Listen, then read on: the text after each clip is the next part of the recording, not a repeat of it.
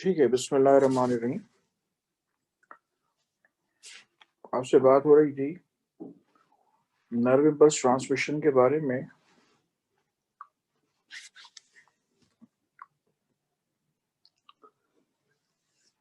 Revise करवा दीजिए जरा, आप रिवाइज करवा दीजिए बेटा।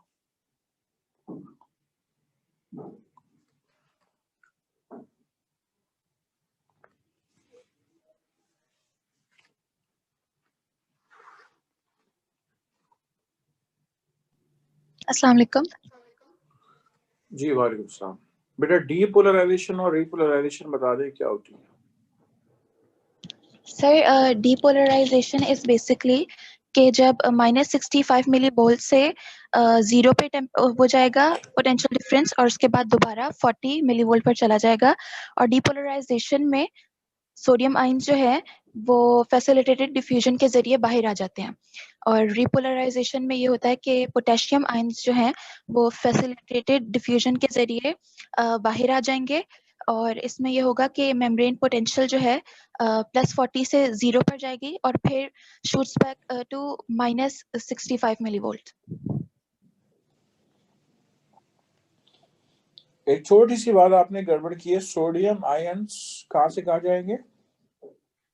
सोडियम आयन जो है सॉरी अंदर अंदर जाएंगे, मैंने बाहर कह दिया था। ठीक है। अच्छा ये आप रेस्टिंग मेम्ब्रेन पोटेंशियल डिफाइन करो।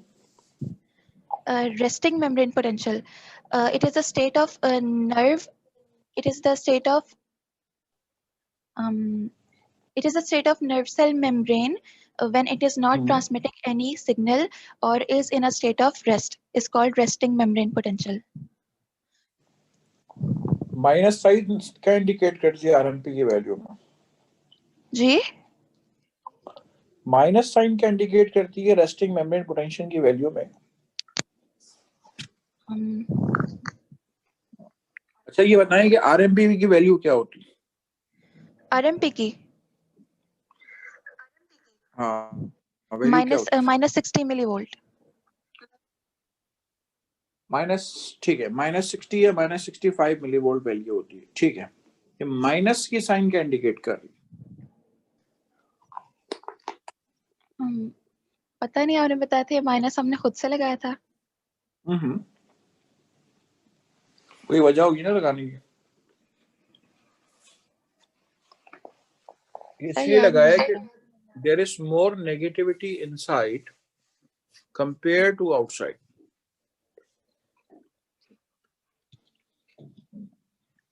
अंदर नेगेटिविटी ज्यादा होती है बाहर के मुकाबले में। अंदर नेगेटिविटी क्यों ज्यादा होती है, मैंने क्या रीजन दिया था आपको? ये आपने बताया था क्योंकि ज्यादा नेगेटिव पोलैरिटी वाले वो होते हैं ऑर्गेनिक कंपाउंड्स। हाँ, दिस इज द रीजन। ज्यादा नेगेटिव पोलैरिटी वाले कंपाउंड्स होते हैं अंदर, इस वजह से आपने कहा कि अंदर नेगेटिविटी जो है वो ज्यादा होती है। ठीक है, चले और क्या बताया आपको? कोई सवाल पूछना है किसी ने?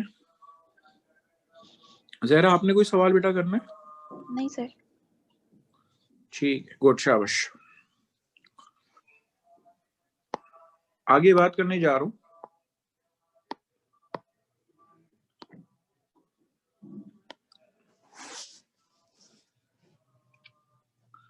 अभी टॉपिक कंटिन्यूड है। ठीक है, मैंने आपको एक्शन पोटेंशियल में डीपोलराइजेशन बताया है।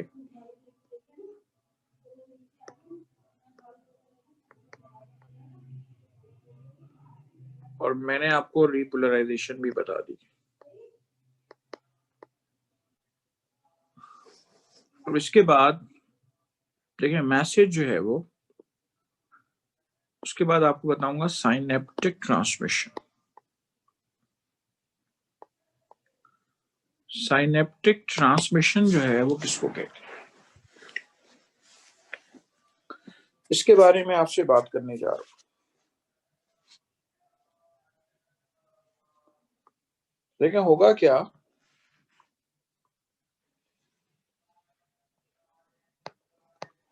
कि जो एक्शन पोटेंशियल है डीपोलराइजेशन और रीपोलराइजेशन, बेटा पहले वो इतने पोर्शन में होगी, फिर उसके बाद ये यही चेंजेस उससे अगले पोर्शन में होंगी, फिर उससे अगले पोर्शन में होंगी, फिर उससे अगले पोर्शन में होंगी, और होते होते कहां तक पहुंच जाएंगी? एक्सॉन टर्मिनल्स तक पहुंच जाएंगे। ठीक है, होते होते कहां पहुंच जाएंगी? एक्सॉन टर्मिनल्स तक पहुंच जाएंगे। अब बेटा ये जो एक्सॉन टर्मिनल्स हैं, ठीक है, ये जो एक्सॉन टर्मिनल्स हैं, इसके अंदर आपको क्या मिलेंगे? इसके अंदर आपको पैकेट्स मिलेंगे। ठीक है, इसके अंदर आपको वेसिकल्स मिलेंगे, जिसके अंदर आपको क्या मिलेगा? जिसके अंदर आपको जो है न्यूरोट्रांसमीटर मिलेगा।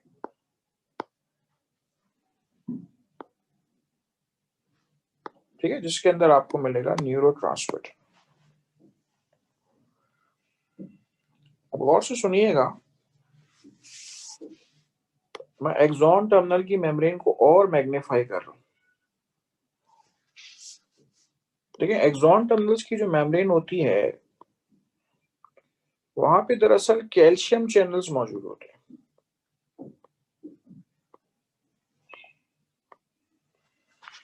ठीक है, वहां पे दरअसल कैल्शियम चैनल्स मौजूद होते हैं।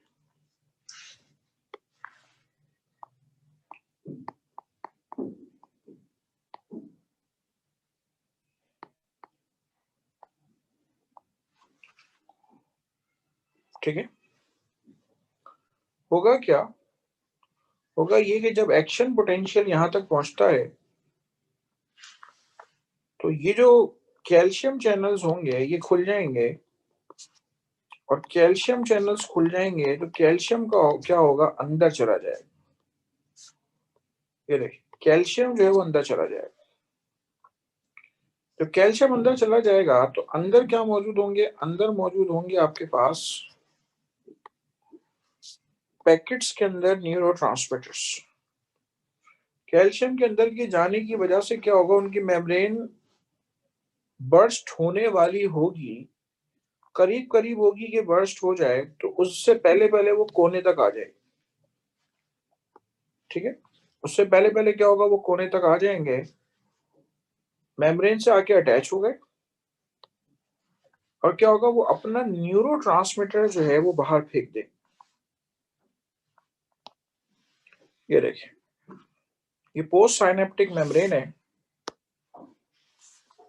ठीक है, this is actually post synaptic membrane. जो पोस्ट साइनेप्टिक मेम्ब्रेन है बेटा, उसकी सरफेस पे आपको क्या मिलेंगे? उसकी सरफेस पे आपको मखसूस रिसेप्टर्स मिलेंगे। ये देखिए, इन मखसूस रिसेप्टर्स पे क्या होगा कि न्यूरोट्रांसमीटर जो है वो जाके जुड़ेगा। अब जब न्यूरोट्रांसमीटर उस पे जाके जुड़ेगा, ठीक है, अपने रिसेप्टर से जाके जुड़ेगा, तो होगा क्या? यह रास्ता बन जाएगा, और रास्ता बन जाएगा तो इस रास्ते से सोडियम आयन या पोटाशियम आयन अंदर चला जाएगा। ठीक है, इस रास्ते से सोडियम आयन या पोटाशियम आयन जो है वो दरअसल आपके पास अंदर चला जाएगा।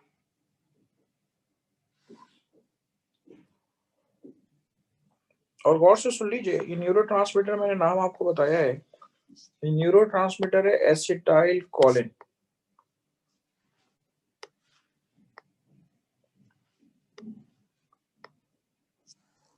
ठीक है, ये न्यूरोट्रांसमीटर है, इसका नाम है एसिटाइल कोलिन।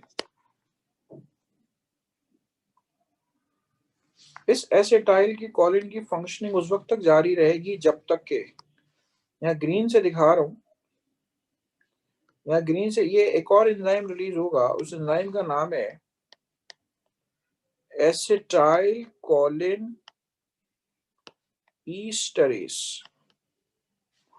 ये एसिटाइल कोलिन ईस्टरेज क्या करेगा? इस एसिटाइल कोलिन पे अपना एक्शन करेगा, और एसिटाइल कोलिन को ब्रेक कर देगा, जब एसिटाइल कॉलिन ब्रेक हो जाएगा तो एसीटेट अलग हो जाएगा और कॉलिन अलग हो जाएगा और इसकी वर्किंग खत्म हो जाएगी।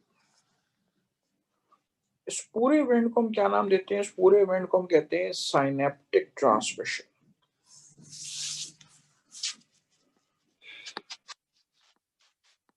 साइनेप्टिक ट्रांसमिशन का वर्ड आया है साइनेप्स से। साइनेप्स किसे कहते हैं?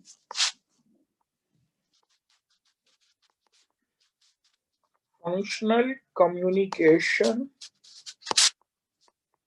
Between two neurons.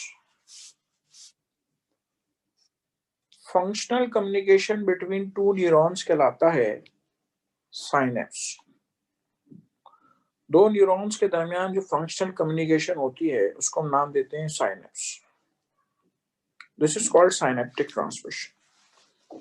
और जब मैंने आपको लफ्ज पोस्ट साइनेप्टिक मेम्ब्रेन का बताया है तो देख लें, जहां जिसमें कैल्शियम के चैनल्स नजर आ रहे थे वो कहलाती है प्री साइनेप्टिक मेम्ब्रेन। ठीक है, वो मेम्ब्रेन कहलाती है प्री साइनेप्टिक मेम्ब्रेन। तो प्री साइनेप्टिक मेम्ब्रेन से पोस्ट साइनेप्टिक मेम्ब्रेन तक मैसेज इस अंदाज में जाता है। ठीक है, एक बार फिर से सुन लीजिए। देखें, जो न्यूरॉन आपको नजर आ रहे हैं उसका जो एक्सॉन टर्मिनल होता है, ये देखिए, ये आपको एक्सॉन टर्मिनल नजर आ रहा है। और से देखिए, एक्सॉन टर्मिनल जो है, यहां तक आपके पास मैसेज जो है वो पहुंच जाता है। जब मैसेज पहुंच जाता है तो उसके अंदर जो कैल्शियम चैनल्स होते हैं, ठीक है, जो कैल्शियम चैनल्स होते हैं वो कैल्शियम चैनल जो है वो खुल जाते हैं। जब कैल्शियम चैनल्स खुल जाएंगे, कैल्शियम चैनल्स खुलने पे क्या होता है? कैल्शियम अंदर चला जाता है। जब कैल्शियम अंदर चला जाता है तो अंदर के जो पैकेट्स होते हैं वो पैकेट्स जो है वो अनस्टेबल हो जाते हैं, वो फटने वाले होते हैं, करीब करीब वो मेम्ब्रेन के कोने में आ जाते हैं। फिर क्या होगा? वो न्यूरोट्रांसमीटर बाहर फेंक देते हैं। न्यूरोट्रांसमीटर जब बाहर आता है तो पोस्ट साइनेप्टिक मेम्ब्रेन आपको नजर आएगी, वहां पे मखसूस रिसेप्टर्स होते हैं, उसके साथ वो न्यूरोट्रांसमीटर जुड़ जाता है और क्या करता है? इससे आयन जो है वो अंदर की जाने मूव करते हैं। जब आयन जो है वो अंदर की जाने मूव करते हैं, ठीक है, इससे क्या होता है? जब आयंस अंदर की जाने मूव करते हैं, तो हम इसको नाम क्या दे रहे हैं? हम इसको नाम दे रहे हैं देख साइनेप्टिक ट्रांसमिशन हो गई। न्यूरोट्रांसमीटर हमेशा के लिए नहीं जुड़ा रहता, जब तक जुड़ा रहेगा दरवाजा खुला रहे, आयंस अंदर जाते रहेंगे। यहाँ पे एक एंजाइम रिलीज होता है जिसका नाम है एसिटाइल कोलिन ईस्ट्रेस। तो एसिटाइल कोलिन ईस्ट्रेस जो है वो क्या करता है?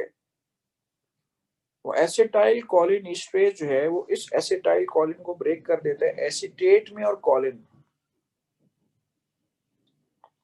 और उसका एक्शन यहाँ पे खत्म हो जाता है। ठीक है, इसको हम नाम देते हैं synaptic transmission. Pre synaptic membrane, post synaptic membrane वाली सारी बात जो है वो यहाँ पे याद रखिए। ठीक है, प्री साइनेप्टिक और पोस्ट साइनेप्टिक मेम्ब्रेन वाली जो पूरी बात है वो आपने यहाँ पर जो है वो याद रखना। चले, कुछ नोट करना है तो बता।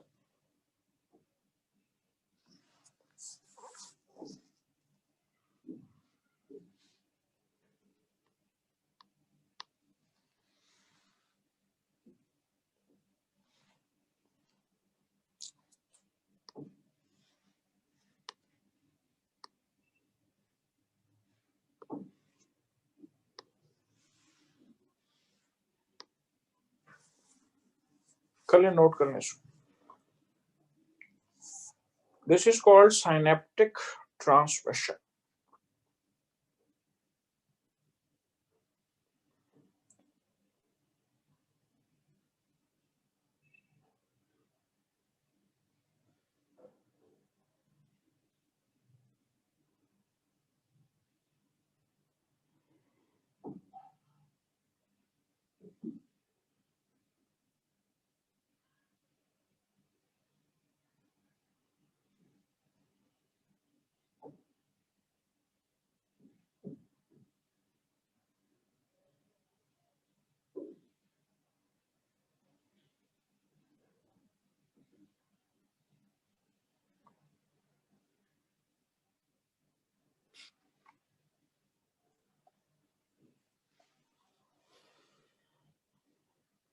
और मैंने आपको बेटा शुरू में जो बात बताई है वो आपको जहन में रखनी है, या ब्लू टिक मार्क लगा रहा हूँ ये वाली,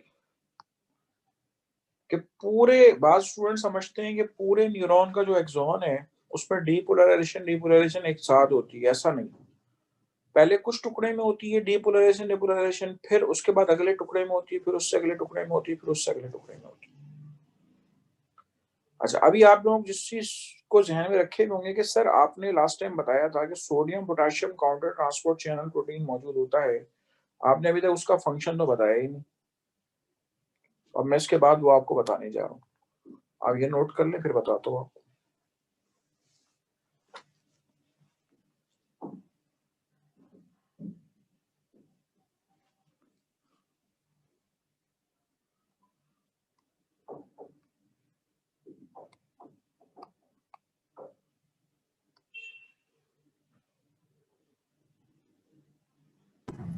अस्सलाम वालेकुम सर। जी वालेकुम सलाम।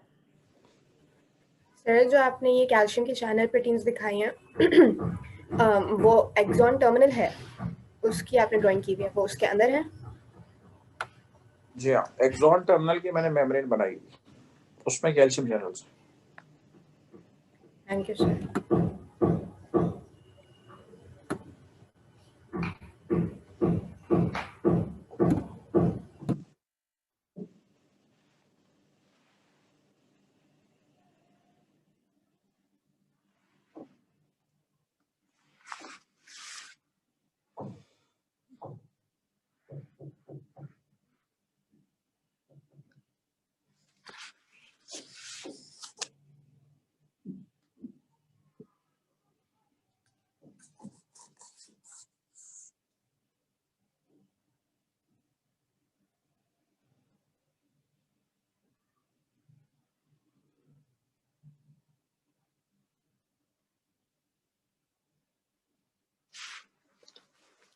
आप गौर से देखें कि न्यूरॉन के आगे जो एक्सॉन टर्मिनल्स हैं ये काफी सारे होते हैं। उनमें से एक टर्मिनल के बारे में आपको दिखाया गया है कि एक्सॉन टर्मिनल की मेम्ब्रेन प्री साइनेप्टिक मेम्ब्रेन है, उससे आगे अगला जो न्यूरॉन है उसकी मेम्ब्रेन पोस्ट साइनेप्टिक मेम्ब्रेन कहलाती है।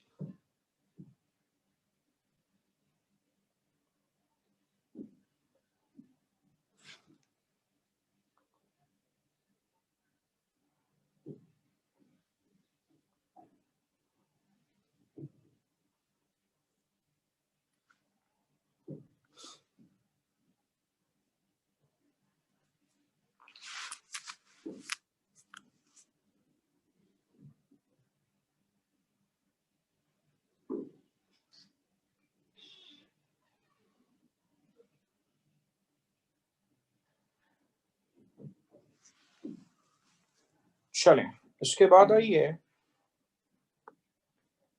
आपको बताने जा रहा हूँ sodium potassium counter transport channel protein का फंक्शन बताने जा रहा हूँ। लेकिन जिस वक्त मैंने आपको ये एक्सॉन की मेम्ब्रेन बना के दिखाई थी, तो आपको याद होगा कि मैंने आपको यहाँ पे इस तरह के गेट्स बना के दिखाए थे।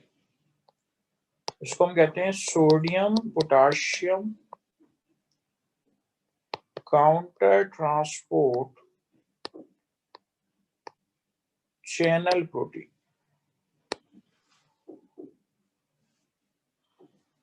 ठीक है, sodium potassium counter transport channel protein. आप ये देखें कि जब ये एक्शन पोटेंशियल पास हुआ है तो दरअसल पोटेशियम आयंस की कंसंट्रेशन बाहर जो है वो ज्यादा है।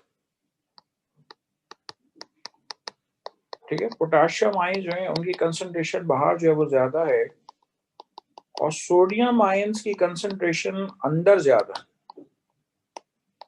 कब? जब आपकी रिपोलराइजेशन हुई है उस वक्त की बात कर। अब मेरी बात और से सुनिएगा, अब इनको अपनी जगहों पे वापस आना है। सोडियम की असल जगह बाहर है, पोटेशियम की असल जगह अंदर है। अब ये अपनी अपनी जगहों पे वापस ऐसे आए कि मेम्ब्रेन पोटेंशियल भी तब्दील ना हो, तो ये 1 to 1 अंदर बाहर जाते हैं। और किसके जरिए जाते हैं? एक्टिव ट्रांसपोर्ट के जरिए जाते हैं। और ऐसा कब होता है? ऐसा जब एक्शन पोटेंशियल हो जाता है जब इलेक्ट्रिकल मैसेज यहां से गुजर जाता है तो इलेक्ट्रिकल मैसेज यहां से गुजरने के बाद फिर रिस्टोरेशन ऑफ पोजीशन होती है सोडियम और पोटेशियम। ठीक है, restoring of position of ions.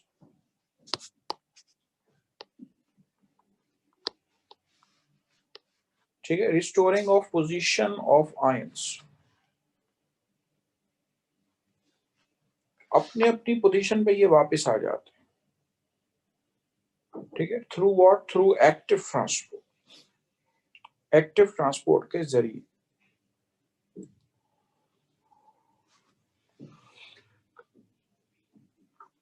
और आते ऐसे अगर देखें एक एक करके आएंगे, यानी एक सोडियम बाहर एक पोटेशियम अंदर, तो आप देखें मेम्ब्रेन पोटेंशियल में भी कोई तब्दीली नहीं आएगी।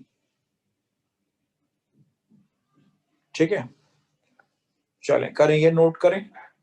इसके अलावा मुझे आपको जो बताना है वो ये बताना है मुख्तलिफ न्यूरो ट्रांसमीटर्स के नाम बताने। आपने अब तक जिंदगी में जितने भी न्यूरो ट्रांसमीटर्स पढ़ रखे हैं, आपने एपिनेफ्रिन का नाम सुना है, नॉरएपिनेफ्रिन का नाम सुना है, एसिटाइलकोलिन का नाम सुना है,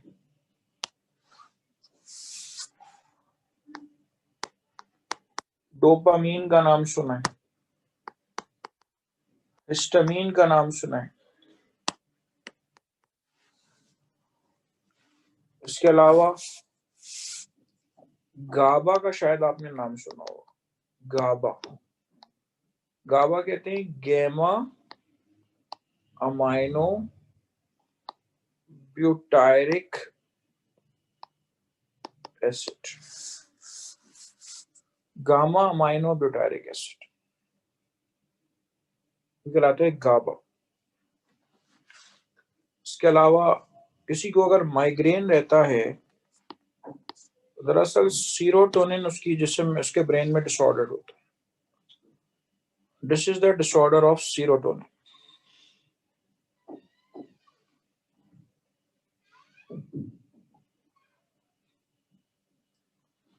चलें, ये मुख्तलिफ न्यूरो ट्रांसमीटर्स के मैंने आपको नाम बताए हैं।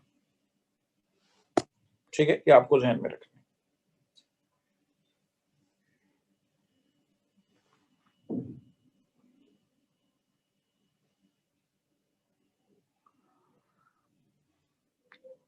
तो नर्व इम्पल्स ट्रांसमिशन की बात मुकम्मल हो गई। इसके बाद आपसे बात करूंगा रिफ्लेक्स एक्शन। अगर कभी भी नर्व इम्पल्स ट्रांसमिशन भूल जाएं तो आप आंखें बंद करके पैरों को छू लें या हाथों को छू लें और अब अपने आप से सवाल करें कि भाई आंख बंद करके पता कैसे चला कि ये मैसेज ट्रांसमिट हुआ। ठीक है, कोई आपको छू रहा है तो आपको पता चल रहा है ना कोई मुझे छू रहा है, तो इसको कहते हैं नर्वस मैसेज ट्रांसमिशन। ठीक है, इसको नाम देते हैं नर्वस मैसेज ट्रांसमिशन या नर्व इम्पल्स ट्रांसमिशन। कि हमारी बॉडी में करंट मौजूद है, उस करंट की डेफिनेशन है फ्लो ऑफ आयंस। आयंस का दरअसल फ्लो होता है, उस आयंस के फ्लो की वजह से क्या होता है आपके जिस्म में पोटेंशियल डिफरेंस जनरेट होता है और ये आपको जो है वो एक जगह से दूसरी जगह मैसेज हमारी बॉडी में ट्रांसमिट होता है, इलेक्ट्रिकल मैसेज जो है वो ट्रांसमिट होता है। चलें, कुछ पूछना है इसके बारे में तो पूछ लें, नोट करना है आप कर सकते हैं इसको। इसके बाद रिफ्लेक्स एक्शन की बात करने जा रहा हूं।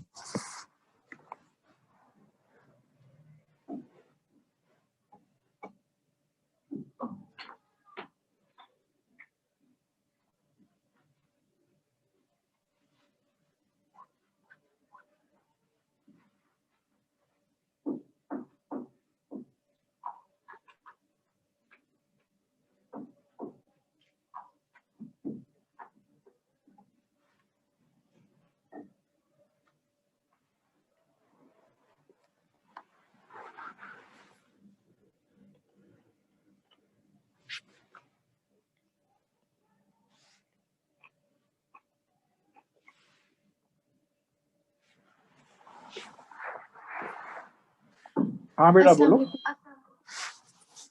जी वालेकुम सलाम। सर ग्लाइसिन भी कोई न्यूरोट्रांसमीटर होता है? हाँ बिल्कुल, इनहिबिटरी हमारी जो स्पाइनल कॉर्ड होता है वहां पे रिलीज होता है, ग्लाइसिन भी है। Okay sir. बहुत सारे हैं और, ठीक है। बस पूरी आपकी सेकेंड या फर्स्ट ईयर में कहीं ग्लाइसिन का रोल नहीं नजर आएगा। गैबा भी हमारी स्पाइनल कॉर्ड में होता है, ग्लाइसिन भी स्पाइनल कॉर्ड में होता है, सेरोटोनिन ब्रेन और स्पाइनल कॉर्ड दोनों जगह भी होता है।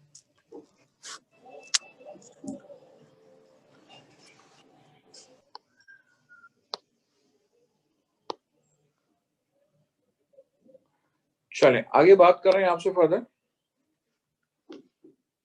Next to it is going to tell you about reflex section. आपको बताने जा रहे हैं रिफ्लेक्स सेक्शन किसे कहते हैं।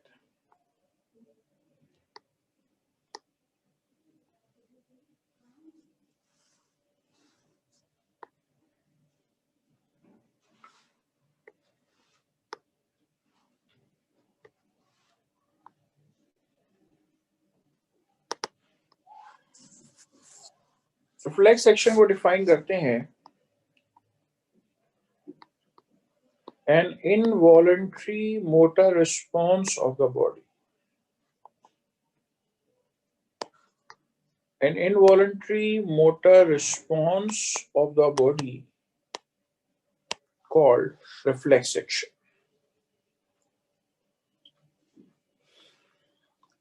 मिसाल के तौर पे आपने बेध्यानी में किसी हॉट ऑब्जेक्ट को टच किया, ठीक है, आपने बेध्यानी में किसी हॉट ऑब्जेक्ट को जो है वो टच किया, तो अब होगा क्या,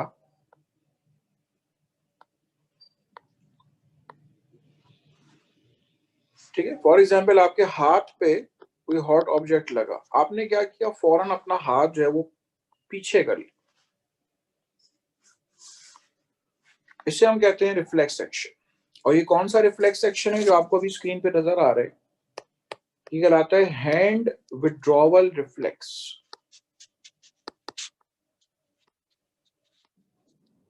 ठीक है, ये कहलाता है हैंड विड्रॉवल रिफ्लेक्स।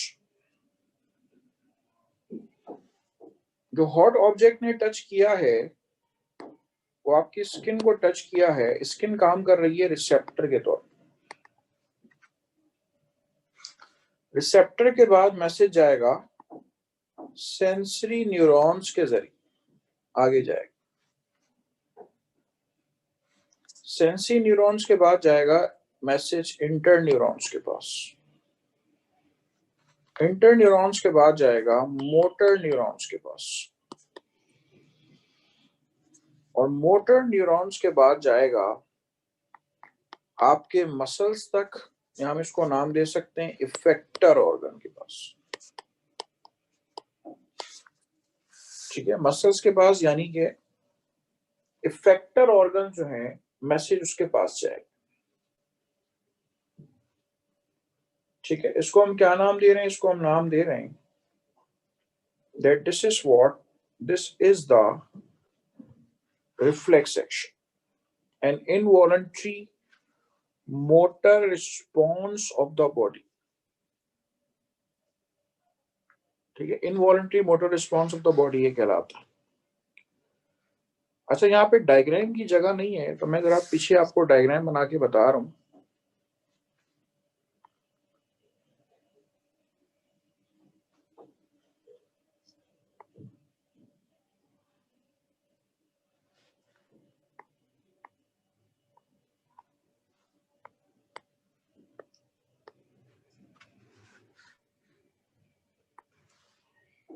ये देखें, ये सेंसरी न्यूरॉन मैसेज लेकर जा रहा है स्पाइनल कॉर्ड तक। स्पाइनल कॉर्ड में ये दरमियान में मौजूद है इंटर न्यूरॉन, और फिर मौजूद है आपके पास, ये मौजूद है motor neuron.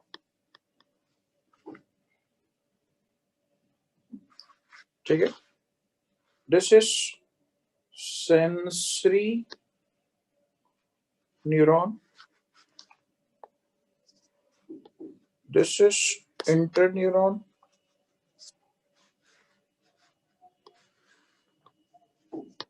and this is motor neuron. Interneuron को हम रिले न्यूरॉन का भी नाम देते हैं,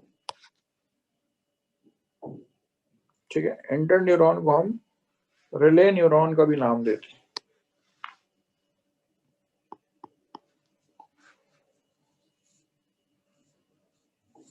ठीक है। अब सेंसरी न्यूरॉन जो है फॉर एग्जांपल इससे आगे जो है वो स्किन है उसके साथ कांटेक्ट में, और मोटर न्यूरॉन आगे फॉर एग्जांपल मसल्स मौजूद हैं, मसल्स के साथ कांटेक्ट में। तो मसल्स हमारे क्या कहलाएंगे? इफेक्टर ऑर्गन्स कहलाएंगे, ठीक है। अच्छा, ये रिफ्लेक्स एक्शन है, और मैंने आपको रिफ्लेक्स एक्शन की जो टाइप बताई है वो मैंने आपको बताई है पॉली साइनेप्टिक रिफ्लेक्स। मैंने आपको पीछे बताया साइनेप्स कहते हैं functional communication between two neurons. जरा गौर से देख लें, एक फंक्शनल कम्युनिकेशन यहाँ 1 लिख रहा हूं, यहाँ पे है, एक फंक्शनल कम्युनिकेशन यहाँ पर है। इन दोनों जगह पे आपको फंक्शनल कम्युनिकेशन नजर आ रही है। ये 2 साइनेप्सिस आपको एटलीस्ट 2 साइनेप्सिस नजर आ रहे हैं, इससे ज्यादा भी यहाँ पर हो सकते हैं, ठीक है। इससे ज्यादा भी यहाँ पर आपके पास हो सकते हैं। ये देखिए, ये जो न्यूरॉन मैंने सिर्फ इंटर न्यूरॉन सिर्फ एक दिखाया है, लेकिन इतने ढेर सारे भी हो सकते हैं। तो पॉलीसिनेप्टिक रिफ्लेक्स को हम डिफाइन करते हैं when there are more than one synapses in the reflex arc.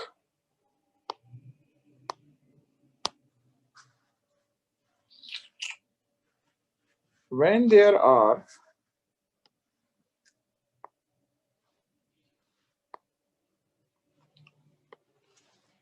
more than one synapses in the reflex arc,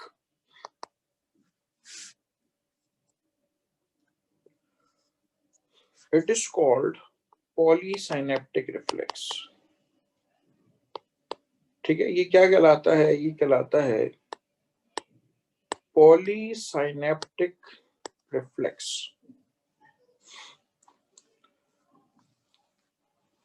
ठीक है।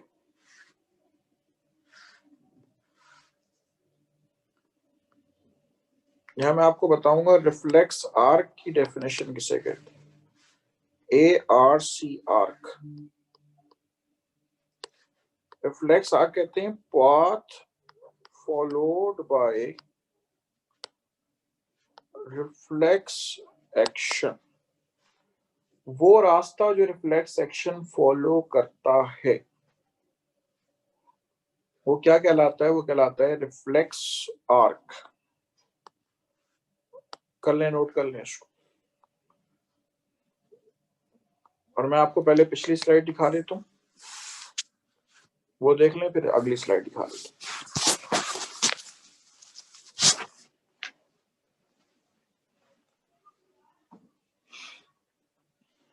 मेरे ख्याल से स्क्रीन पे जो आप लोगों का हाथ बना हुआ आ रहा है आजकल, तो शायद येलो येलो आ रहा है, तो स्क्रीन पे इतना विजिबल होता नहीं। तो पहले आता था ब्लू कलर का हाथ बना हुआ हैंड रेस करने पे।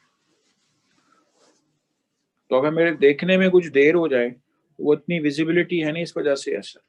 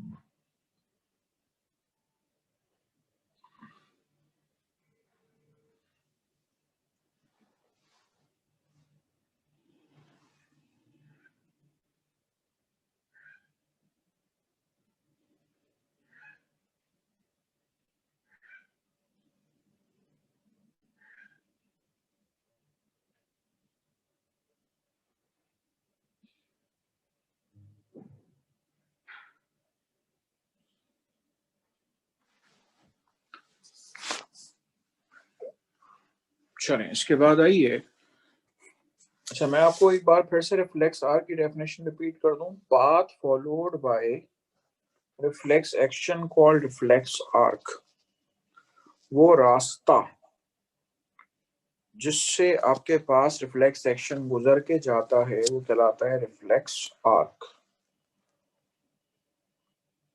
यानी skin, sensory neuron, relay neuron, motor neuron और मसल्स। और जहन में अगर सर ये रिफ्लेक्स एक्शन में हमारा हाथ पीछे हुआ, ये उस हुआ क्या है? देखिए आमतौर पे आप अपना हाथ अगर पीछे करते हैं तो उसमें आपका ब्रेन इन्वॉल्व होता है, लेकिन यहाँ पे जरूरत क्या थी? यहाँ पे एकदम इमीडिएट एक्शन की जरूरत थी कि स्पाइनल कॉर्ड ब्रेन के साथ काम करते करते आधी हो जाती है। ठीक है, स्पाइनल कॉर्ड जो है वो ब्रेन के साथ काम करते करते आधी हो जाती है कि अगर कोई इमरजेंसी में कोई डिसीजन लेना पड़े तो स्पाइनल कॉर्ड जो है वो डिसाइड कर लेती। तो बजाय कि ब्रेन तक ये मैसेज जाता फिर वहां से वापस आते मोटर ऑर्डर्स, ये यहीं पे इसी लेवल पर जो है वो स्पाइनल कॉर्ड के लेवल पर जो है डिसाइड हो गई।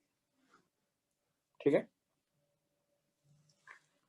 चलें इसके बाद आइए मोनोसाइनेप्टिक रिफ्लेक्स। आपको बता रहा हूं मोनोसाइनेप्टिक रिफ्लेक्स किसे कहते हैं।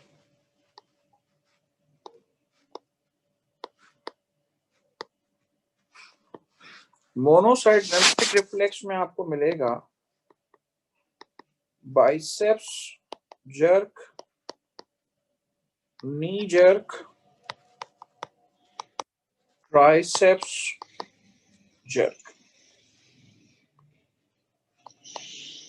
When there is only one synapse in the reflex arc, it is called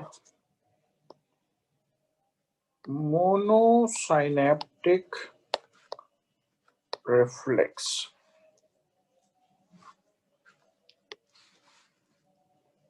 अगर सिर्फ एक ही साइनेप्स मौजूद हो रिफ्लेक्स आर्क में, उसको हम कहते हैं मोनोसाइनेप्टिक।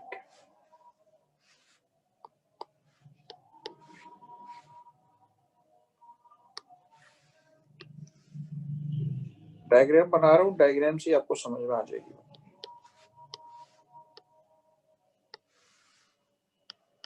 अच्छा एक मिनट, अजान हो रही है, अजान के बाद बात करता हूँ।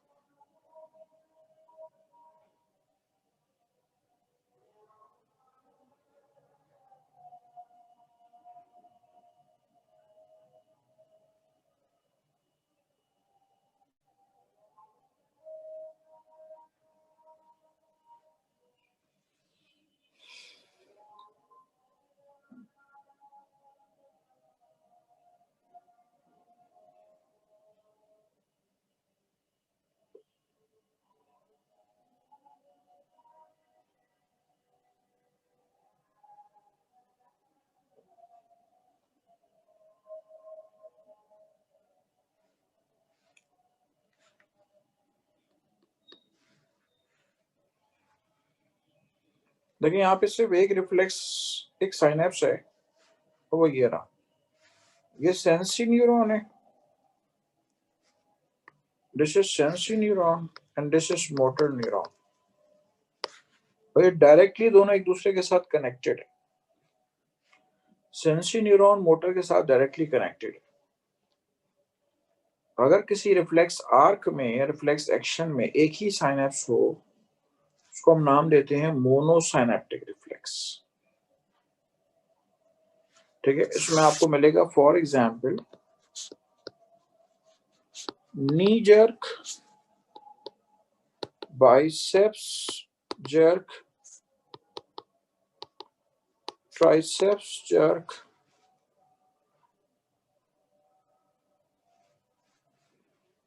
ठीक है, नी jerk, bicep jerk, tricep jerk,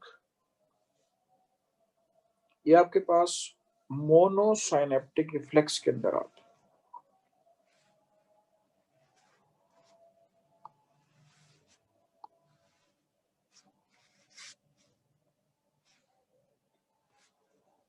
देखिए हमारी बॉडी में जगह जगह टेंडन्स हैं। अक्सर फिजिशियंस रिफ्लेक्स से चेक करने के लिए हैमर मारते हैं मसल्स के टेंडन्स पे। अब जब वो फिजिशियंस वो हैमर मारते हैं तो वो मूवमेंट हमें नजर आती है उस इंसान की मर्जी के बगैर। जैसा कि ये बच्चा जो है वो कुर्सी पे बैठा हुआ है, ये इसके क्वाड्रिसेप मसल्स हैं। अब फिजिशियन जो है वो जहां हैमर मारेगा वो इसके मसल के कोने में मारे तो पैर खुद ब खुद आगे बढ़ेगा यूं करके, फ्लेक्स हो। इसको हम कहते हैं नी जर्क। ठीक है, इसको हम नाम दे रहे हैं नी जर्क। तो नी जर्क में क्या है, sensi neuron directly motor neuron से कनेक्टेड है और कोई रिले न्यूरॉन दरमियान में नहीं आता। So that's why we term it monosynaptic reflex. चलें कर लें, नोट कर लें इसको।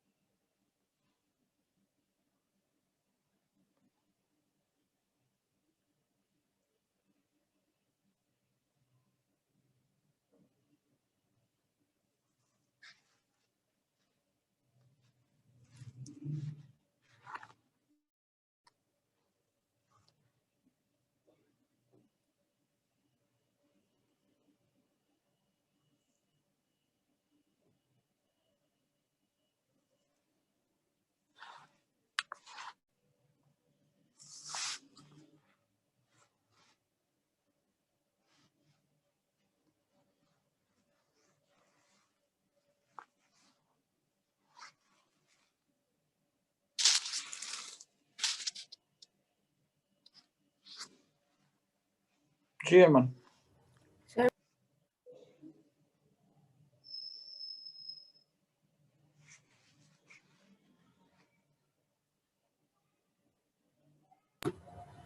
आपको मेरी आवाज़ आ रही है? जी आ रही है। सर मुझे ये पूछना था, जिनको फॉलेज हो जाता है हाफ बॉडी में, जैसे उनकी राइट हैंड और राइट लेग काम नहीं करती, तो उनका रिफ्लेक्स एक्शन लेफ्ट लेग और लेफ्ट आर्म में कैसे काम करता है? और अगर वो चाहें भी तो वो मूव क्यों नहीं कर पाते, मतलब वो बहुत सारी कोशिश करें उसके बावजूद भी? देखिए आप हेमीप्लेजिया की बात कर रही हैं। हेमीप्लेजिया में अगर राइट साइड का हेमीप्लेजिया है तो लेफ्ट हेमीस्फीयर जो है उसमें फ्रंटल लोब और पेराइट कुछ पोर्शन पेराइटल लोब का जो वो पैरालाइज हो गया है, जिसकी वजह से वो बॉडी में आपको पैरालिसिस नजर आ रही है। अब रिफ्लेक्स एक्शंस के अंदर अगर बात की जाए तो उनके रिफ्लेक्सेस भी इसलिए काम नहीं करते क्योंकि आप सोचें जरा कि जो सेंसरी और मोटर न्यूरॉन वो तो वॉलंटरी एक्शन में भी इन्वॉल्व होते ही है ना। आपने रिफ्लेक्स एक्शन में देखा सेंसरी और मोटर न्यूरॉन्स तो इन्वॉल्व ही है। अब मोटर न्यूरॉन अगर काम नहीं कर रहे तो वो सोमैटिक नर्वस सिस्टम में भी काम नहीं करेगा, उसमें भी नहीं करेगा। कुछ रिफ्लेक्सेस इंटैक्ट रह सकते हैं क्योंकि मैंने आपको कहा था कि सारे के सारे फाइबर्स क्रॉस नहीं होते, राइट से लेफ्ट या लेफ्ट से राइट, कुछ फाइबर्स अनक्रॉस भी आ जाते। तो अनक्रॉस फाइबर जो रह जाते हैं उसकी वजह से भी कुछ हद तक मूवमेंट जो वो रह जाती है।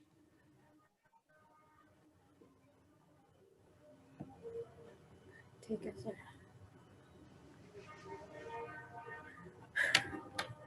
चले बात करते हैं आपसे इंशाल्लाह next class. Thank you so much.